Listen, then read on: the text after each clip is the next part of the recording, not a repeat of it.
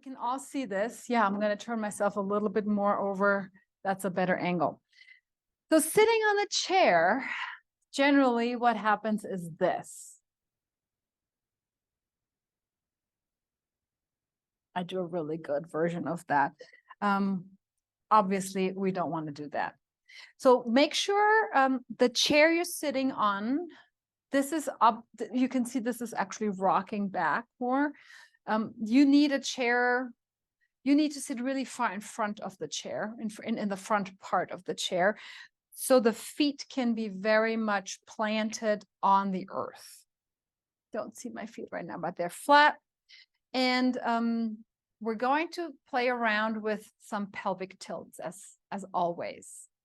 It's one of the most important things you can practice in your daily life. So even if you have an office job or a desk job, or you're sitting a lot, even driving in a car, highly encouraging you really playing with this back and forth position. All right, so here we are. You can put your hands, your fingertips right at your sitting bones. And there is an option to actually tilt the pelvis a little bit forward here. That would be what we would call the anterior tilt or the 6 o'clock. And we want to be a little more biased towards that because naturally we're more biased to the 12 o'clock. So sitting bones are, use your fingertips and pull the sits bones a little bit back, and then allowing for the diaphragm to pull a little bit back as well, without you losing your sits bones.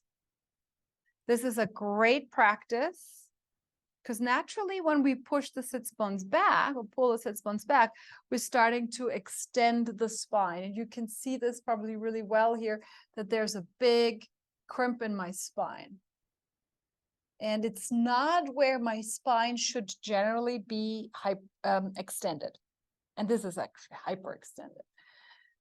Right around here where the diaphragm attaches in the back or bra strap area for women, that's the area that we actually should be still flexed, meaning curved in the spine. So here we are, long explanation, but I will never tire of explaining it. Sending the diaphragm bra strap area back. And that's what's going to probably round the shoulders a little forward, and it will definitely bring your head a little bit forward. And that's okay. Just letting actually your gaze settle down towards your thigh bones. We're pulling the sits bones back, and we're going to take the kidneys back as well. And now you can see that my spine is actually almost straight. I'm not saying we want to go for a straight spine. There's still a little bit of an arch here in my lumbar, but the arch is not in my thoracic. See that really well on the wrinkles of the shirt.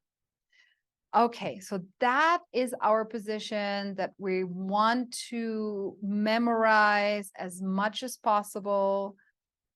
This is our plank. This is lying on our backs properly. Yeah, many things. So here we are. Let's start with some moving. We're going to rock behind our sits bones. Pelvis tilts backward, posterior tilt, 12 o'clock. And then not by using the ribs first, but by pulling the sitting bones back, we're going to rock forward in front of our sits bones. Let's do that again. Pelvis rocks back. My whole spine starts to round now. My head comes even a little bit more forward. That's good. And then I'm going to pull the sitting bones back. And there's my anterior tilt. So here, this is a very cool, tiny little exercise. You can do this sitting at the dinner table, literally, right? This is very benign. This is not a big movement. And many times during the day, kind of finding that idea. So we're going to add on, obviously, as we do. You're going to rock your pelvis back into your 12 o'clock, and you're going to find